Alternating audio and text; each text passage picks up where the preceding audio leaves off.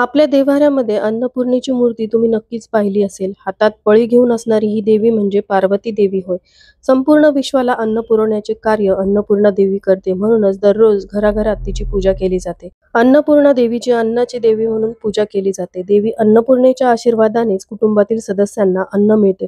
जो भक्त खऱ्या श्रद्धेने अन्नपूर्णा देवीची आराधना करतो, त्याचे घर कायम धान्याने भरलेले राहते. धर्मग्रंथांमध्ये अन्नपूर्णा देवीला अन्न, सौभाग्य आणि संपत्तीची देवी मानले जाते.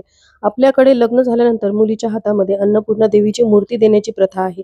याचा अर्थ असा होतो की ती मुलगी ज्या नवीन घरात जाते त्या घरामध्ये देवी अन्नपूर्णेच्या रूपाने धनधान्याची संपन्नता व्हावी. त्यामुळे देवी अन्नपूर्णा घरात असणे शुभ मानले जाते.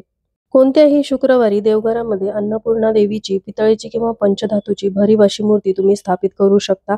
मूर्ती कायम तुम्हाला तांदळात ठेवायची आहे. मूर्ती स्थापित करत असताना कोणते स्तोत्रमंत्र पठण करावेत, तांदळाचं काय करावं, कोणत्या चुका टाळाव्यात, यावरचा डिटेल व्हिडिओ मी चॅनलवरती शेअर केलेला आहे. खाली दिलेल्या लिंकवरती क्लिक करून तुम्ही तो बघू शकता. श्री स्वामी समर्थ.